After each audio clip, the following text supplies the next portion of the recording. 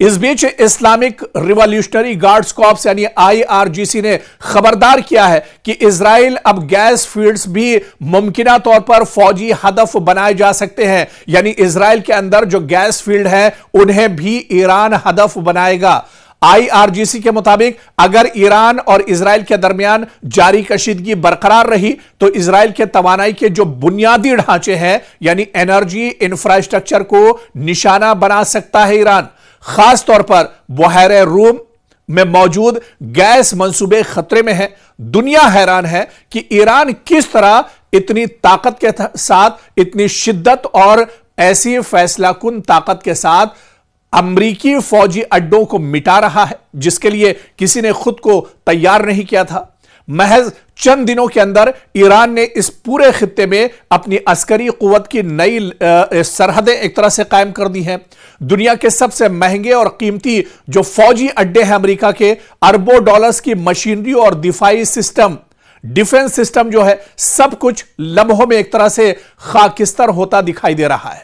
ادھر بحرین، کویت، قطر اور سعودی عرب میں قائم امریکی فوجی اڈے دنیا کے عظیم ترین عسکری مراکز سمجھے جاتے ہیں اور ان کو تعمیر کرنے میں دہائیاں لگی اور کھربوں ڈالر خرچ ہوئے، مگر آج ایسا محسوس ہوتا ہے کہ 30 برس کی فوجی سرمایہ کاری دھوئیں کے بادلوں میں تحلیل ہو رہی ہے۔ ہم دیکھ رہے ہیں کہ پورے کے پورے فوجی اڈے خالی چھوڑ دیے گئے ہیں۔ مشرق وسطی میں جتنے امریکہ کے ایئر بیس ہیں تقریباً سبھی تباہ ہو چکے ہیں، وہ ایک طرح سے جل رہے ہیں، تباہ ہو رہے ہیں اور ایک طرح سے بکھر رہے ہیں۔ ظاہر ہے کہ امریکہ اسرائیل نے یہ توقع نہیں کی تھی کہ ایران کے پاس ایسی صلاحیتیں موجود ہیں۔ اب وہ حیرت اور خوفزدہ ہے۔ اسرائیل کی وزارت صحت کے مطابق گزشتہ کچھ گھنٹوں کے دوران تقریباً 200 افراد ایران کے حملوں میں زخمی ہوئے ہیں، کئی لوگ مارے گئے ہیں اور حکام کے مطابق ان میں سے کئی افراد کی حالت ایک طرح سے نازک بنی ہوئی ہے۔ خود اسرائیل کی وزارت صحت نے social media X platform پر اپنا بیان جاری کیا ہے کہ جنگ شروع ہونے کے بعد سے اب تک 4000 سے زیادہ لوگ اسرائیل کے اندر ایک طرح سے زخمی ہو چکے ہیں، جن میں کئی کی حالت ایک طرح سے نازک بنی ہوئی ہے، اور یہ اعداد و شمار ظاہر کرتے ہیں کہ جاری جنگ کے اثرات صرف فوج تک محدود نہیں ہیں، بلکہ اس میں IDF کے جو بڑے افسران ہیں وہ بھی شامل ہیں۔ اس میں سرکار کے کئی وزراء بھی ایک طرح سے شامل ہیں جو ایران کے حملوں سے سب سے زیادہ متاثر ہوئے ہیں۔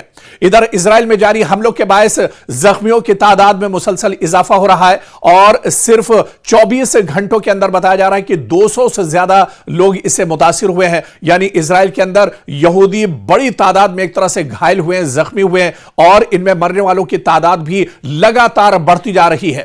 یعنی ایران نے ایک شخص کو اسرائیلی خفیہ ایجنسی موساد کے لیے جاسوسی کرنے کے الزام میں سزائے موت دی ہے۔ تو صرف ایران ایک محاذ پر یہ جنگ نہیں لڑ رہا ہے، بلکہ ایران کئی محاذ پر ایک ساتھ جنگ لڑ رہا ہے، جہاں لگاتار مشرق وسطی میں اس کے حملے جاری ہیں، وہیں پر اسرائیل کے اندر مختلف شہروں پر لگاتار حملے ہو رہے ہیں، اور اس کے علاوہ ایران کے اندر جہاں جہاں موساد کے جاسوس موجود ہیں انہیں بھی موت کے گھاٹ ایران اتار رہا ہے۔ رپورٹس کے مطابق ایرانی عدلیہ کے میڈیا ادارے نے بتایا کہ موساد کے ایک شخص پر، ایک جاسوس پر یہ الزام تھا کہ وہ حساس معلومات اور اہم مقامات کی تصاویر اسرائیل کو فراہم کر رہا تھا۔ اس شخص پر الزام تھا کہ وہ موساد کے لیے کام کر رہا تھا، اس نے ایران کے اہم اور حساس مقامات کی خفیہ معلومات شیئر کی ہیں۔ تو ایرانی حکام کے مطابق یہ عمل قومی سلامتی کے خلاف سنگین جرم تھا، اور جنگ کے دوران دراصل یہ ایک بہت بڑی پیش رفت ہے، اور یہ واقعہ ایسے وقت پیش آیا ہے جب ایران اور اسرائیل کے درمیان جنگ ایک طرح سے شدت اختیار کر چکی ہے۔ تو دونوں ممالک کے درمیان نہ صرف فوجی بلکہ خفیہ اور انٹیلیجنس جنگ بھی بڑے پیمانے پر جاری ہے۔ ایران اس سے پہلے بھی کئی افراد کو، یعنی کئی موساد کے جو جاسوس ہیں یا موساد سے جو تعلق رکھتے ہیں، ایسے افراد کو گرفتار کیا گیا اور انہیں سزائے موت دی گئی ہے۔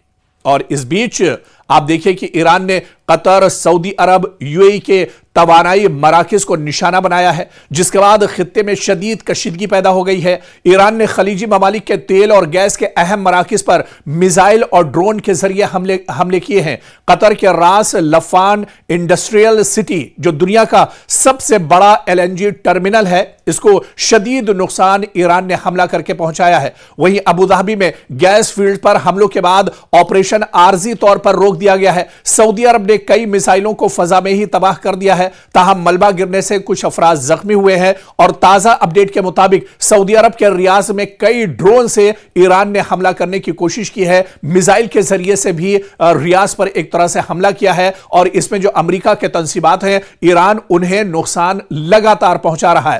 اور اس بیچ بڑی خبر یہ ہے کہ اسرائیل کے وسطی علاقوں میں زوردار دھماکوں کی آوازیں سنی گئی ہیں، جبکہ اسرائیلی فوج نے خبردار کیا ہے کہ ایران کی جانب سے مزید میزائل داغے جا سکتے ہیں، یعنی ایران اور طاقت کے ساتھ ایک طرح سے آنے والے وقت میں حملے کر سکتا ہے۔ مرکزی اسرائیل میں سائرن بجنے کے فوراً بعد کئی دھماکے سنے گئے ہیں۔ فوج کے مطابق یہ دھماکے یا تو میزائل گرنے یا فضائی دفاعی نظام کی کارروائی کے نتیجے میں ہوئے ہیں۔ شہریوں کو فوری طور پر محفوظ پناہ گاہوں میں جانے کی ہدایت دی گئی ہے۔ اسرائیلی فوج نے کہا ہے کہ ایران کی طرف سے مزید میزائل حملوں کا خطرہ ابھی بھی موجود ہے۔ سیکیورٹی اداروں کو ہائی الرٹ پر رکھا گیا ہے۔ پورے ملک میں یعنی پورے اسرائیل میں ایمرجنسی اقدامات نافذ کیے گئے ہیں، یعنی اب اسرائیل کا کوئی شہر، کوئی جگہ اب ایک طرح سے محفوظ نہیں ہے، اور اب ہر جگہ ایران بڑے پیمانے پر پوری شدت کے ساتھ اور پوری مضبوطی کے ساتھ ٹارگٹ کر رہا ہے۔ ہر شہر پر ایک طرح سے ایران کے میزائل اور ڈرون نشانہ بنا رہے ہیں۔ بار بار سائرن بجنے سے لوگوں میں خوف اور ڈر اور بے چینی پھیل گئی ہے۔ شہری بڑی تعداد میں بنکروں اور شیلٹرز کا رخ کر رہے ہیں، یعنی روزمرہ کی زندگی شدید متاثر ہوئی ہے اسرائیل کے اندر۔